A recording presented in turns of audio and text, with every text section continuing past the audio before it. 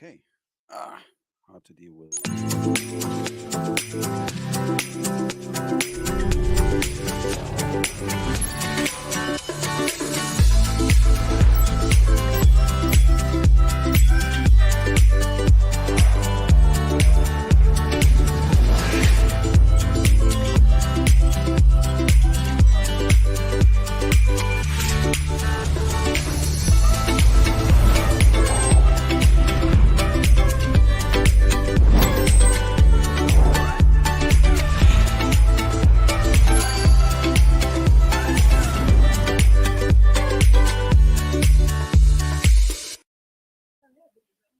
I need to stand here. So I have to stand here? Okay. Whatever is necessary. I will be here until everything is prepared. Oh, don't worry, we have time. We are not in a hurry. And at YouTube, you can just skip the first few minutes. That's a good thing if you're not attending live. So let's see. Yeah, I'm live now. Perfect. Okay, so. Oh, well. First of all, thank you for being here today. So it's fantastic weather. So the whole day, for me, it was a really lazy day. Who of you is just coming out of the office? Poor guys. So I had a lazy day today. So I just woke up, had my breakfast, running around in the city, doing definitely nothing. And it was sunny. And yeah, I'm software developer. Now. I have to be sure that I'm not completely sunburned after 5 minutes. Okay, so I think you're done with all this? Okay, so can I run around or should I stay here? Okay, okay, okay.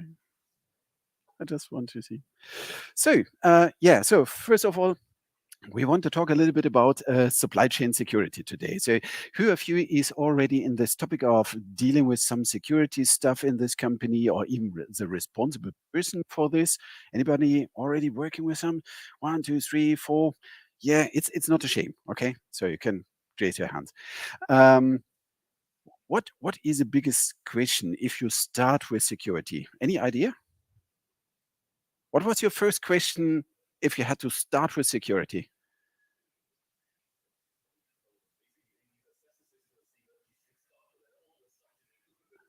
Okay, this was good.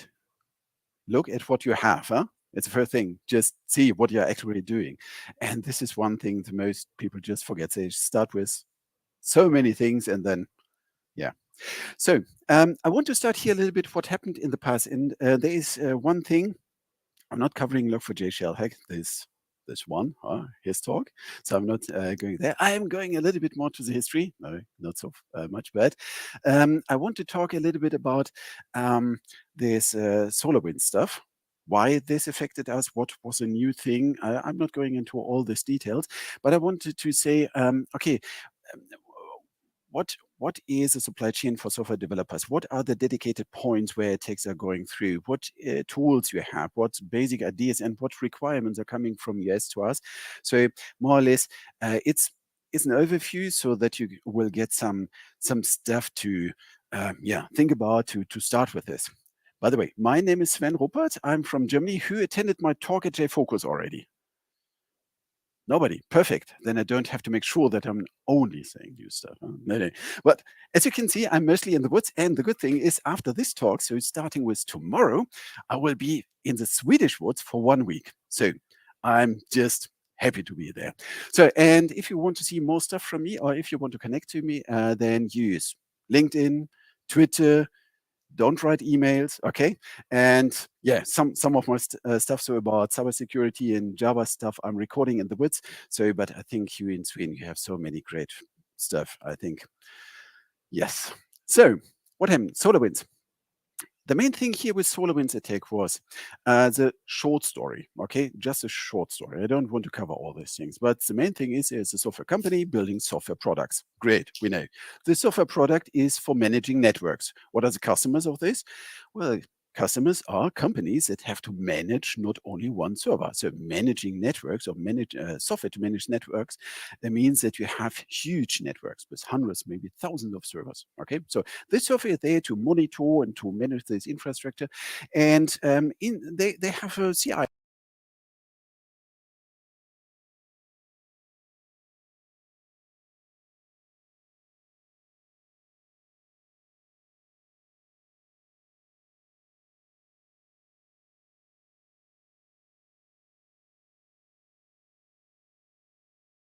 That with every new build, what they're building, their own product, it was a compromised version of it. So sneaking in with some binaries. Then it was delivered via automatic updates. What happened? After a few days, the new version was built, was provided with an automatic update mechanism, and I think in a few days it affected 12,000, 15,000 customers. Remember, a customer is a customer that is managing networks. So we are not talking about 15,000 servers. We are talking about 15,000 big networks are completely infected. And this was a disaster.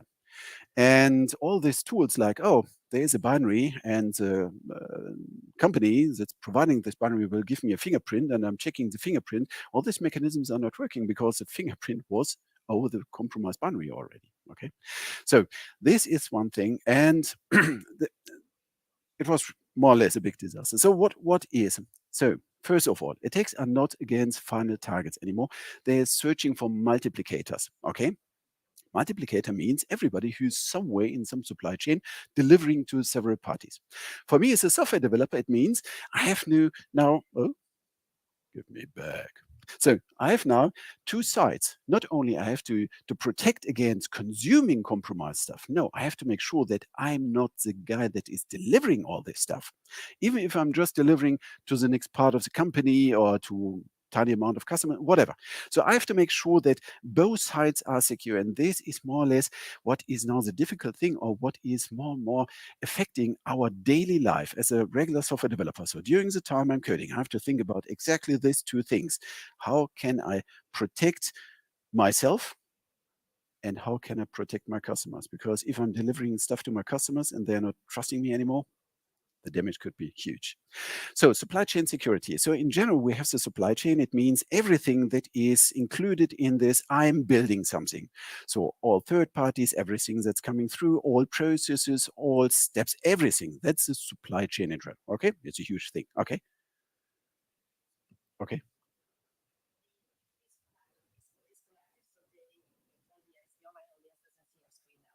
Okay.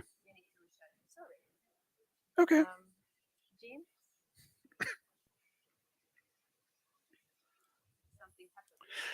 Anyone here that was who was infected by the SolarWinds hack?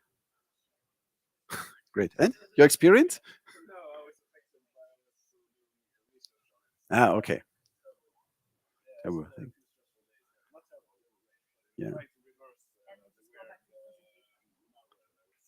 Yeah. And the really critical thing with the SolarWinds hack was you had this binary that was lying around for, I think, 14 days. And then it started loading different things. So every infection was different. So if you have the main entry closed, you had no idea how many open windows you have. So sometimes they really just remove the whole infrastructure and rebuild from scratch. Okay, so now we are back online with lights. Okay, so supply chain security, what does it mean? So the whole process, there are some things that are more and more important right now. So for example, this compromising geopolitics. So attacks are not only based on individual behavior, it's not based on I need some money or I want to get some money from this big company.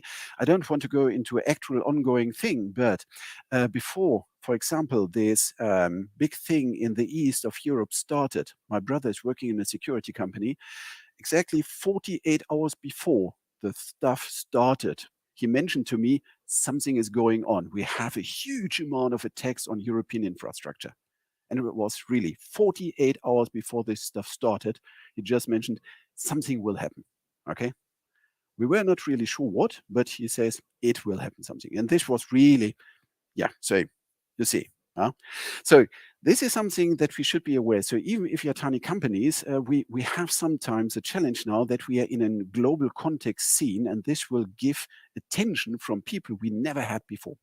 Another thing is criminals adopt hustle and diversity. Means earlier days we had single individual persons that attacked something, genius people with good skills that try to break into one system or whatever. Now we have more and more groups. These groups are organized. They have resources. They are sharing resources. They are sharing knowledge. So, okay, I have now this way to come into this company. I will give it to you, and they will modify a little bit the way how they're doing it. So that's not exactly the same thing, but they're sharing knowledge. They're sharing resources. Okay, this is something that is happening more and more. That's even these groups are cooperating in a way bigger scale what we had. Expanding motives for ransomware. So initially it was more or less, I'm encrypting stuff and then I want to have money. Okay, so companies came and say, okay, the value of this part is, let's say, $1 million. And if this is encrypted, we are just paying $1 million and that's done. And then we don't have to protect because we can pay, then we will get it back. And this is changing more and more. Ransomware is more and more used in a political way instead of a way to get money. They never want to have this money. They just want to have this way to encrypt infrastructure parts. They want to throw it away. So there is no way to pay money to someone because they are not interested in this. So the political attacks are growing very fast during the last 2 years, and especially now, the politically motivated behavior is strong.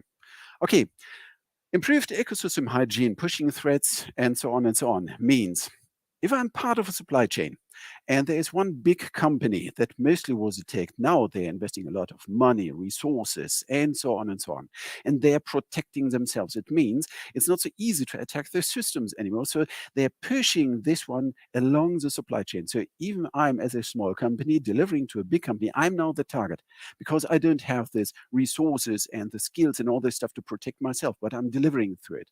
And this is why this is in the way they're scaling their security means they're pushing more pressure to all other parts of the supply chain because it's easier to attack them.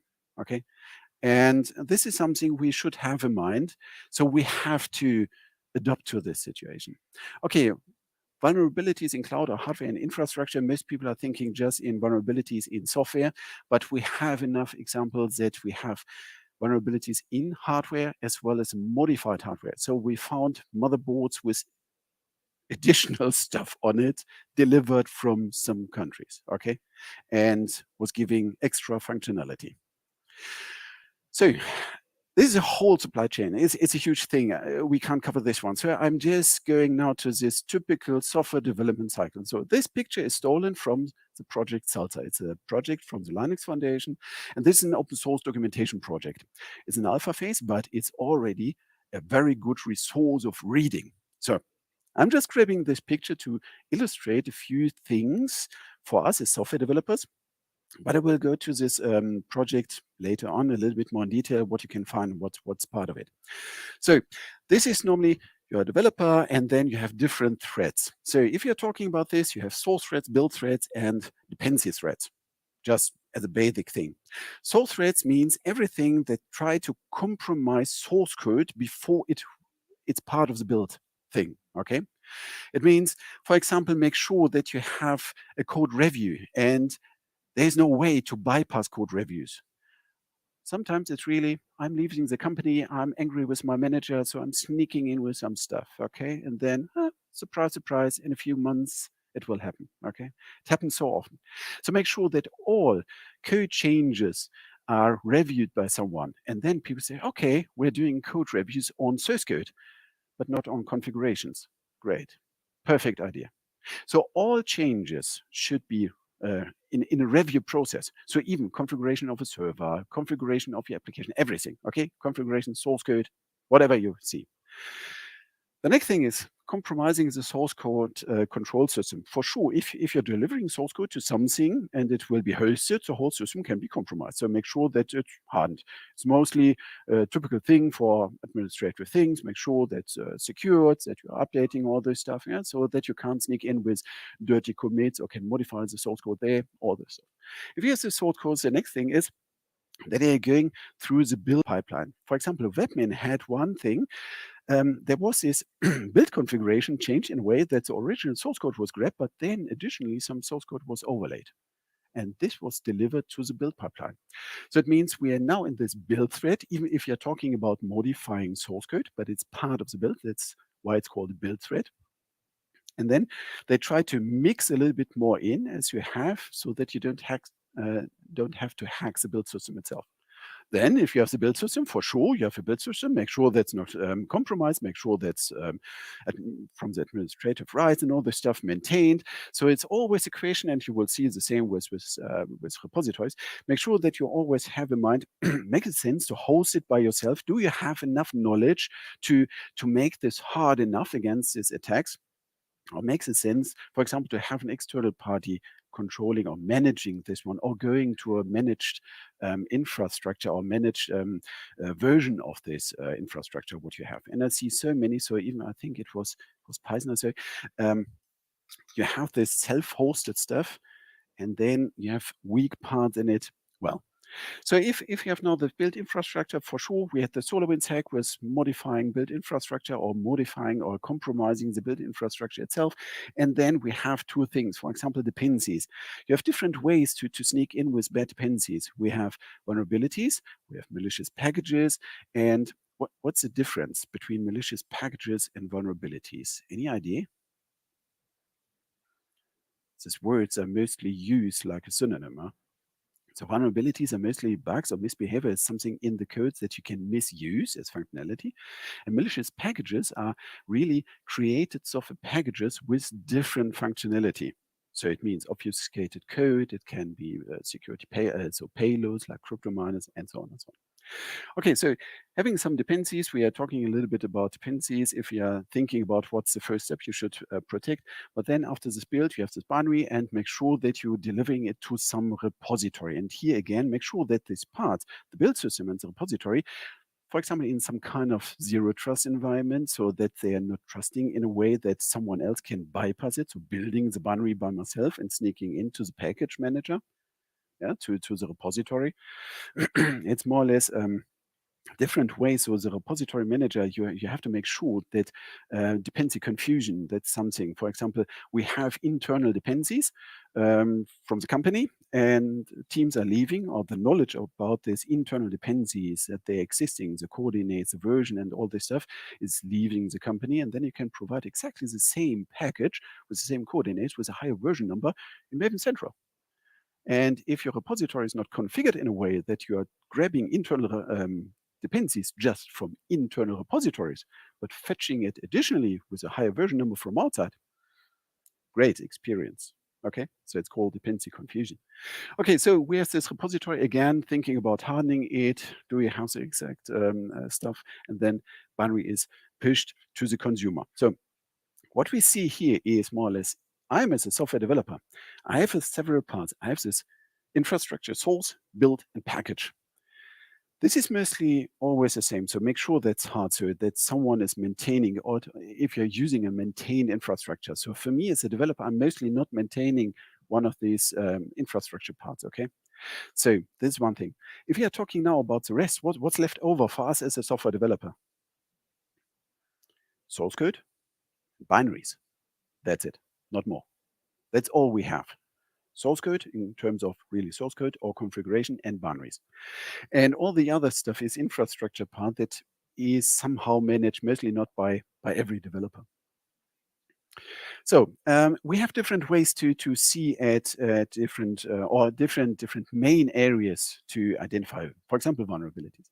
The first thing is what you see if you start reading about is DAST, Static Application Security Testing. So the name testing says that it is part of the development cycle. And the static application security testing means that you can scan everything what you have without running anything. So you can start immediately. You're writing the first line of code, and then you could scan the result. What you're missing is a dynamic context of it, because you can just check the individual parts you're scanning, okay? The next thing is dynamic application security testing. Now you need something that's running already, and this is more or less the view as a hacker on the system. You're looking from outside of it. You don't need to know the technology, what's used inside. You just see from outside through the system, try to hack it with most common attack vectors, so SQL injection, all this stuff. Yeah, so you try to break in. What does it mean? Something must run. You need a server that's able to provide all these attack vectors. You need to analyze. And the big challenge here is you can't really test every single component. You can only test indirectly all components, more or less. Everything what you're reaching from outside. If you're mixing both together, this is why I'm pushing this here to gray, is this interactive application security testing. It means have it in mind as security debugging, okay? Like performance debugging and security debugging. Yeah? You're ramping up the application, you're looking inside this application, seeing what's going on, and then you start with an attack vector and you see what's going on, you're modifying a bit the attack vector. The big challenge here is that you need very skilled people to do it, because it's nothing what you're learning just reading a few how-tos and watching a few YouTube videos, okay? This is something where you really need to know what's going on, and you need deep knowledge about the technology so that you can configure this attack vector, that you have the right tooling and all this stuff. And then we are leaving this testing part. It's called RASP, Runtime Application Security Protection. This is something that is just used in production. It makes no sense to do it in test environments or development environments, because runtime protection means it is in operation, it is running right now, and now we try to identify if there's an ongoing attack. This is what they try to identify. So they're searching what's coming in, what's going out. They analyzing all this behavior and try to identify, oh, here's something that is not a regular behavior. Then they can monitor, or they can just shut down the system. Okay, but mostly these approaches are based on agents. It's like profiling. You have an agent that's modifying the application so that you can get all this information out of it. And a lot of applications, I know, it's not even allowed to use this agent approach, because a compromised agent would be a disaster, first of all. And the second thing is you have no control what this agent is really doing, what's really changed in the application. So now, for me as a developer, where should I focus? Runtime application security protection? Way too late. No, it's not the first thing you should do. Interactive application security testing, well, I'm not skilled, so I have no clue what I'm doing. So I need the knowledge and all this stuff, or people that are able to do it. So it's an additional step later on. Does dynamic application security testing? Okay, something must run already. We can do it earlier. And instead of just looking from outside and using these generic approaches, I should do something that really fits my needs. So I think the best thing is if you start with a static application security testing, because you can start it immediately the first minute you are adding a dependency inside your IDE. Okay. I'm just skipping now here, or going here a little bit. It's an excuse. It's not. I'm not saying something about cloud native. It's just an excuse, okay, to use this one. So it's the same with monoliths or whatever. If you're looking at different dimensions through this, for example, if you have something and splitting it up in different microservices, who's able to do it in a good way? Not a machine, it's a human. A human has to decide this use case here, this use case there, and they're communicating all this stuff. So tool support here is not very good. Okay, so it's more or less done by humans. If you're talking about how things are communicating, the machine is not good in deciding, okay, you should send this value and later this value, or over this channel this value and then later something, because the machine is not able to identify, you can compromise this process if you're sending both or whatever. Okay, but they are good in encrypting the channel, key handshakes and encrypting the channel. So the tool will be better, but in a way that's not really helping in your domain-specific things. Container-based infrastructure. So if you start running all these nodes in Kubernetes clusters and resilience patterns, all that stuff, machines are better and better to help you, because it's not domain-specific what they need. It's a technical challenge. And if you're going to the DevSecOps or DevOps environment where the projection is, tool support is very, very strong, because here we are dealing with an technical thing, not with a domain-specific thing. So, and here we have to be in mind, we have some challenges in these polyglot environments. For example, who knows Vardin, this Vardin thing where we can build web apps. Huh? So you're typing some Java dependencies and you're adding new buttons somewhere, but in the end, you're triggering NPM tool stack, because in the end you have HTML5 components running as a web app. So it means you're coding in Java, but in the end you're running something in an NPM stack. So polyglot environments, even inside one node, are happening now. So you need tools that are able to understand the whole tech stack. Otherwise, you're just scanning Java and missing the whole NPM stack. Well, good luck. So if you're talking this, the only thing I want to say here is we have technical things and we have domain-specific things. Tools are not good in domain-specific things, but good in technical things. And the most people are forgetting the tech stack itself. Who checked his own Jenkins against vulnerabilities? Who checked his own compiler that it's really not a compromised version? Searching for something like build an evil compiler is a nice article. Okay, if you are now looking at all these different stacks over the whole tech layer, so if you have an application, operating system, virtualization, and this orchestration stuff, then we would see that compared to what I'm doing or what I'm using, first of all, the using part is bigger, but you will see that you have something that is managing dependencies, so a whole thing that you're grabbing from outside. For Maven, your application may be Maven or something like this, Debian repositories for Linux, and so on and so on, okay? Most people are always forgetting, again, this tool stuff. For release, it would be nice not only to have the application, but the corresponding JVM that's used to run it. I saw it so often. My customer is using this JVM and this Linux version ABC, and oh yeah, we can't analyze it. We don't have this JVM in this version anymore. We can't download it anymore. No? So, okay, so it means we have here a lot of information inside this dependency because we have something like scopes, compile scope, test scope, all the transitive dependencies, and so on, even if we have dependencies with version ranges. So we have a lot of information in this dependency managers here. And this is why with JFrog, we decided to have Artifactory as is. Here we are managing all dependencies, and it was a logical step to start with vulnerability scanning at this point, because we are not only scanning the binaries, but we are understanding the metadata as well. So both together makes a huge difference, because I'm not only seeing, okay, there's a binary that's inside, but I see, okay, there's a runtime dependency, there's a compiler, there's statically linked, that's dynamically, and so on, okay?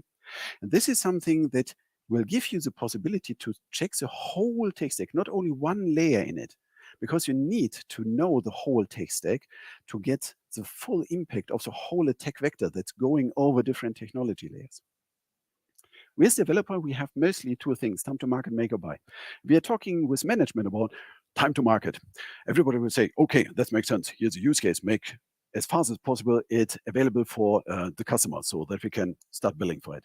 Great. And then, oh, we have a vulnerability. Oh, the process is different. I need from him an agreement, and he has to watch it, and he has to check, and this and that. Oh my God, why? Why the process is so complicated for getting rid of a vulnerability instead, compared to, I have a new feature I'm pushing to production. Make sure that the process is the same, that's fast, it's automated, okay? Explain it to your management in a way that a vulnerability is the same like a requirement. There is a requirement, get rid of this vulnerability. And we have the same possibility to do it because it's the same pipeline, it's the same tooling, it's the same behavior. Okay, don't make a different process out of it. It's mostly just slowing down, and this makes no sense. Make or buy. Oh yeah, we can hire an external consultant and he can do it perfectly. We all know this. And then we have the challenge, okay, if I'm not hiring this external guy, then I have to do it by myself. And then I have to learn all this stuff as well. So there are good sides and bad sides. But we as a developer, we have this make or buy decision every single day. Make it, writing this PDF library by myself, or buy it, adding a dependency. But speak with the same words. Yeah, some people want to write their own persistence layer, I know it. But if you're talking with the management, use the same words to make sure that's a make or buy decision. And yeah, I'm adding a dependency because I'm buying this. I want to have this external knowledge. I don't want to make all the mistakes and so on. Or, no, it makes no sense. I'm doing it by myself with all the trade-offs. Okay, so make sure that you're talking about the same stuff.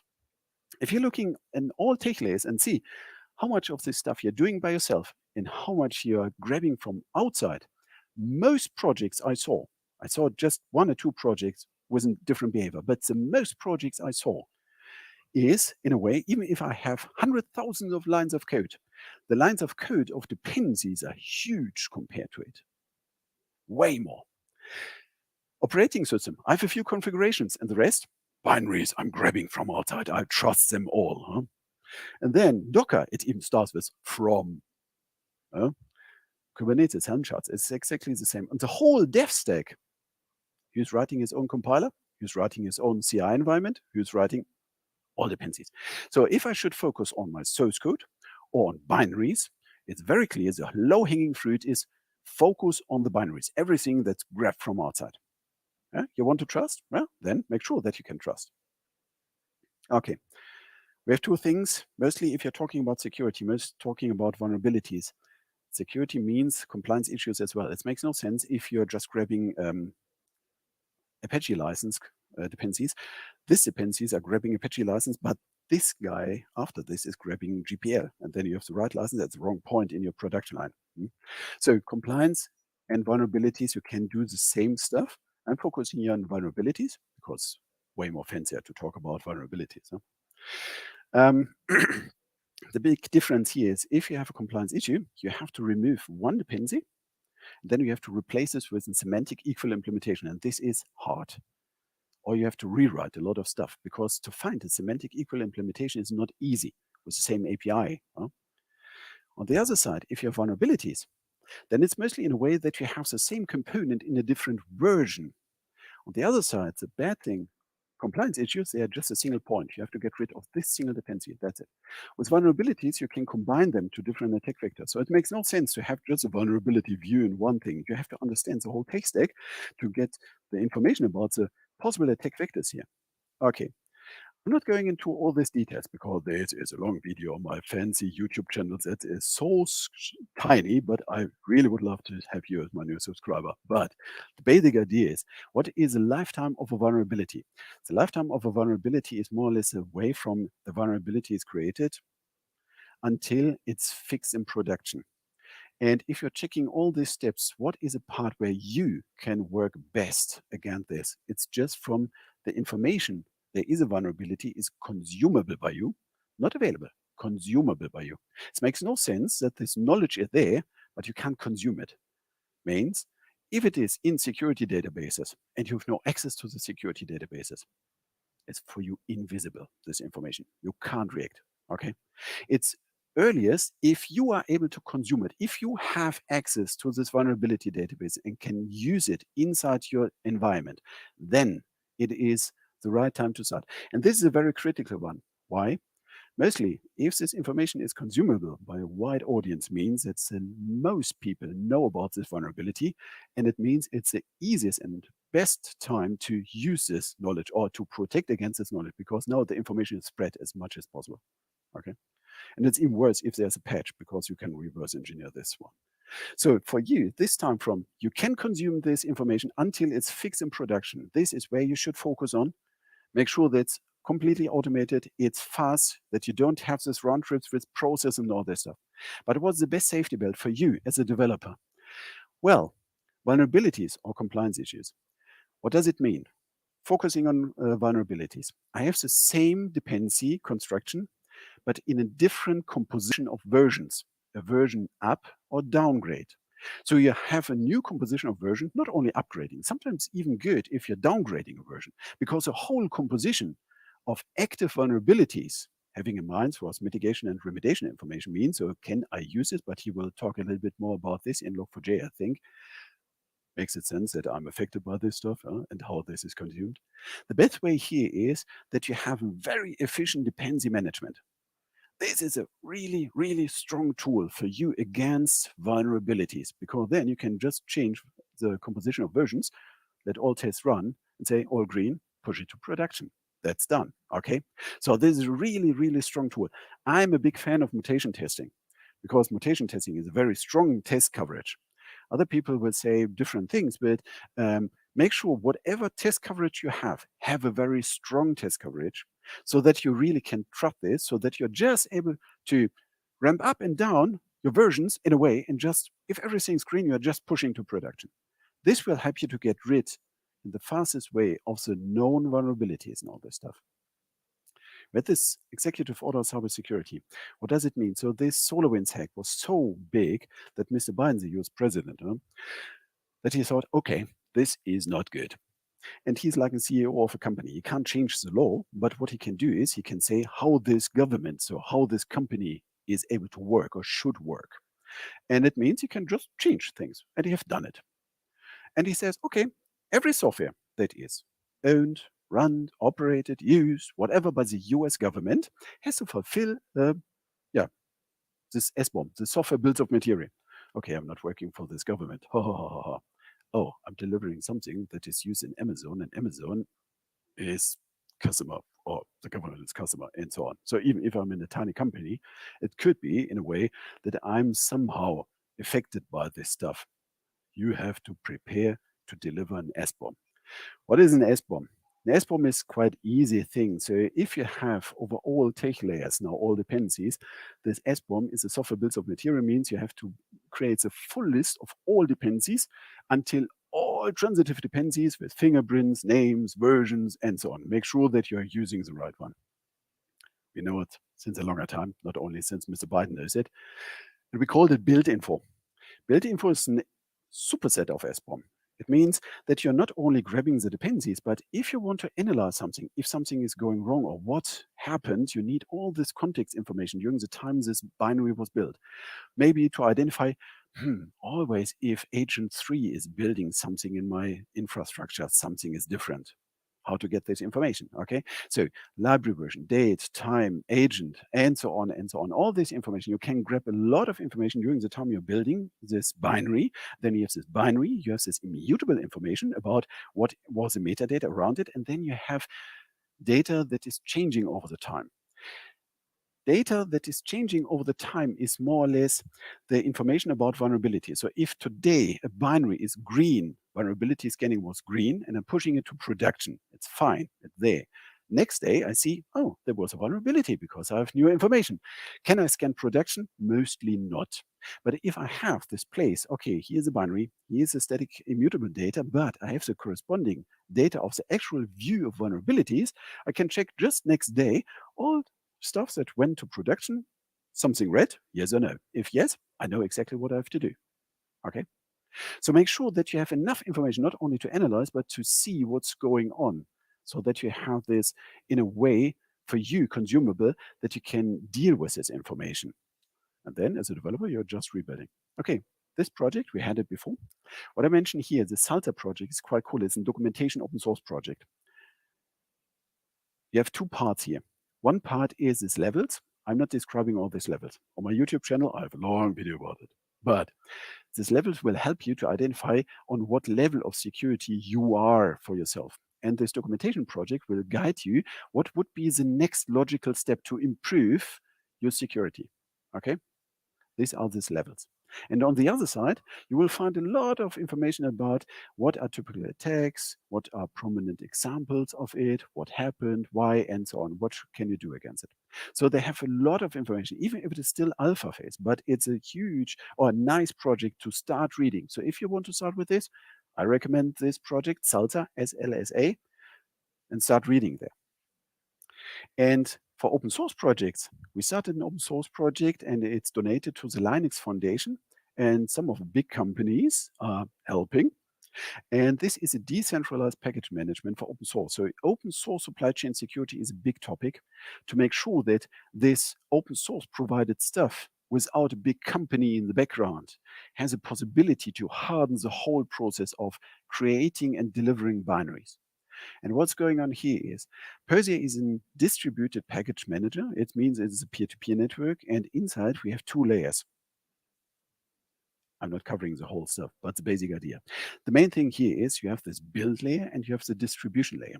So you have different nodes somewhere in the world connecting to the peer-to-peer network, and you're delivering, if you want to provide an open source binary, the URL from where is the source code and the commit, so that this tool know, okay, this is where I should grab my source code, and it's exactly this version.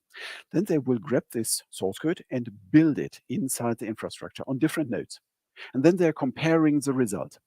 So what we are talking about this previous thing, this project is not looking at is the source code is bad, so this should be done with reviews and all this stuff. It's not securing the source code repositories, but everything after this. So it is source code, and the whole build thing. So from build threads, they are protecting the supply chain. Okay.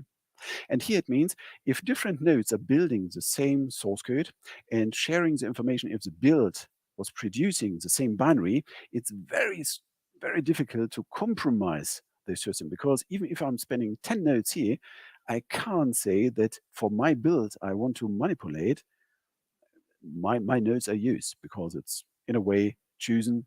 You don't you don't know, or you can't see before what's it.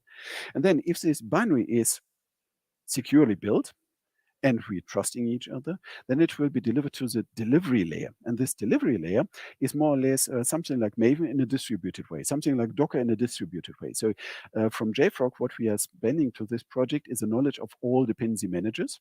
And then we have different things to make sure that you have a history like this blockchain of what is going on, what was a good dependency, and if you're fetching from outside dependency, they are marked as red because they are not from the network, and so on and so on. So this is a project that if you want to check a little bit more about this open source supply chain security, have a look there. And finally, the homepage is not so bad as it was before.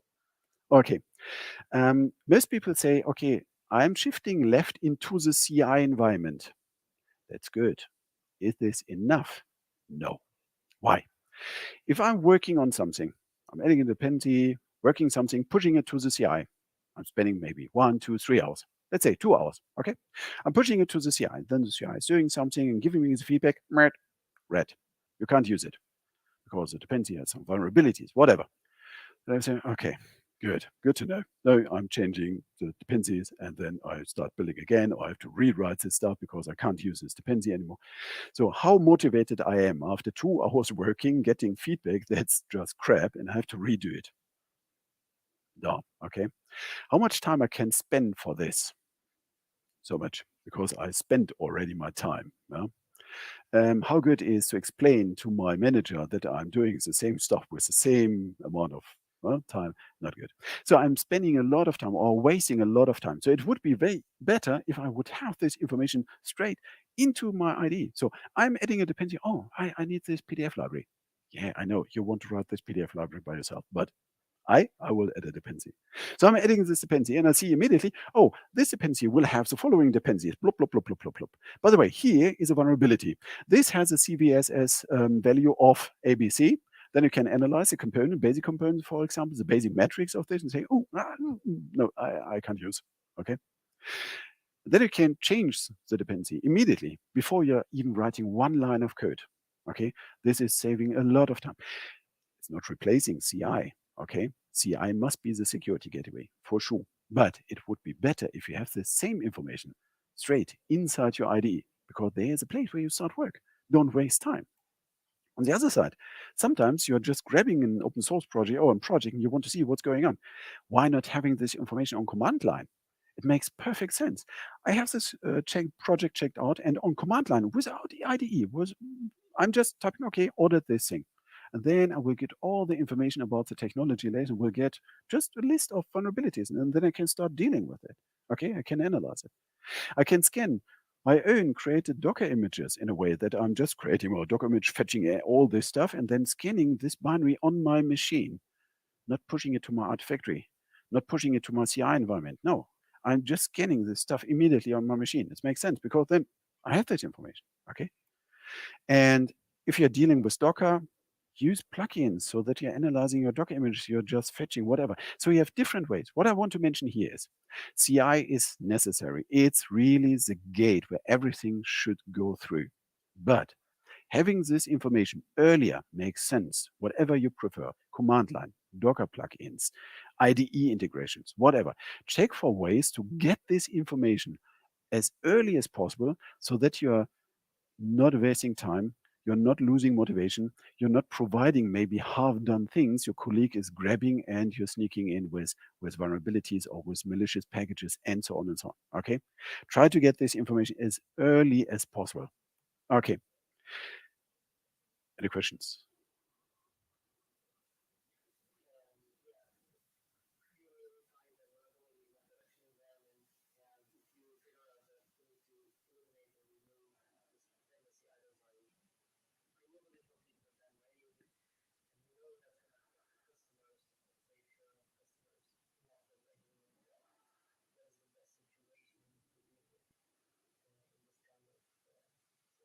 Okay, if it is so bad, run around like a headless chicken, start screaming, be invisible for your manager. No, the main thing is, so you have some binary. So and you have it inside your repositories already. So you have different questions. First of all, out of this talk is a whole thing how open you are with this information. I personally would say inform as fast as possible all involved parties so that they can start reacting with shutting down, making it unavailable, whatever.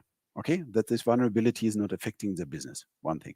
The other thing is for you in the production line, how to deal with this means, first of all, you need all information to understand what's really is. There is a vulnerability, but will this affect my system?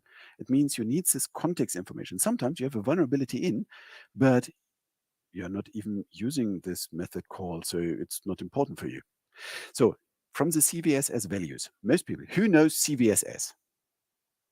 As a developer, heard nothing? CVSS, this common vulnerability scoring system, this bad numbers with red flags that saying urgent and bad. They are based on different metrics. And one is a basic metric, is a worst case scenario. So you have different points. Can it compromise over the network? Yes, no. User interaction needed? Yes, no. All this stuff, okay? And then you have a temporal metric is the next one. Is a patch available, proof of concept, or fully working code, and so on. And then you have this tiny part that most people just really don't know is the environmental metric. Oops. Environmental metric is exactly this thing, what you should use to calibrate the CVSS value for your environment. Okay, this vulnerability can be used over the public network to do bad things. Well, I'm air-gapped. I don't care because there is no connection to the internet. So nobody can use it over the internet. He must be inside my building. So the value is definitely lower. Okay. So if you have this vulnerability found, what I want to say is, first of all, analyze this one. By the way, CVSS, for all of you who don't know what CVSS is, on my YouTube channel, after you subscribed, you will find the CVSS talk about this stuff. And then you can identify if it is really important for you. If this is a case, the worst case, then you have to start reacting immediately. Means, do you have new dependencies? Do you have new version that you can use to get rid of it? You have to reproduce this stuff.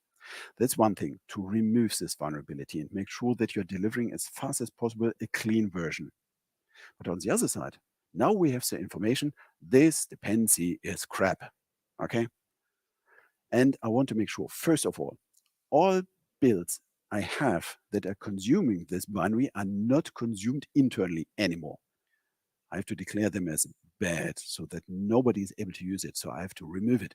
So you need something like an SQL style language inside your repository that you can declare a pattern, say, all binaries that are using this binary as a dependency. So remove all Docker images that are including this web archive that is using this jar that has this dependency with this bad vulnerability.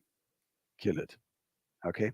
So you need some kind of description inside your repository. So inside Artifactory, we have this query style language where you can really describe it. And this was exactly helping with this Log4Shell thing. Our customers, very good. We provided this SQL style query, provided it to them. They let it run, see all the dependencies that are using indirectly or directly this dependency, and could identify them, delete them, shift them, move them, whatever it's necessary. And then you have to make sure that this information is persistent in your environment so that you're not grabbing this dependency again. So often I see, why are you using Jakarta Commons Lang 1.3? I'm using it since I left university. Okay, that's 10 years ago. Why are you using it? Yeah, it's still here. And this API changed. And hey, man, I have to learn something now. Okay, your colleague is using Jakarta Commons Lang 3 point something. Yeah, but I can repackage. I'm making a fat jar out of it, and I'm repackaging all classes. We are not colliding. Great. So you have to make sure that this knowledge about the vulnerabilities and the usage is part of the company, shared. Make sure that you're not grabbing it again, so that's blocked, and that you're deleting all using dependencies. That's all what you can do. And then it depends how bad it is. Okay, this answer was extensive. Okay, other question. And I try to give him a short answer because he needs some time as well. No? Okay, good. Yeah, otherwise, yes.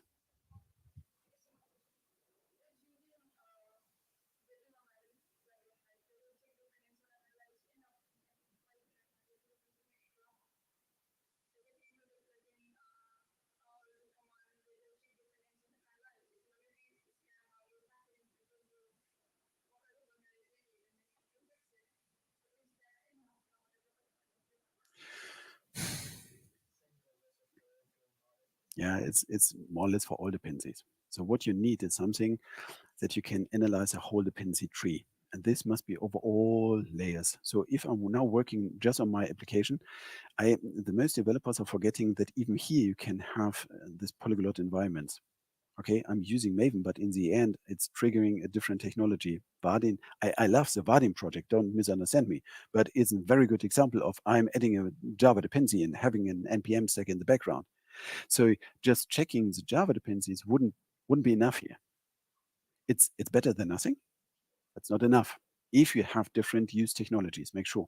And then if you're scanning it inside your built environment, you lost already time. So I personally, I'm a fan of checking it straight inside your IDE and make sure that you have this information as early as possible.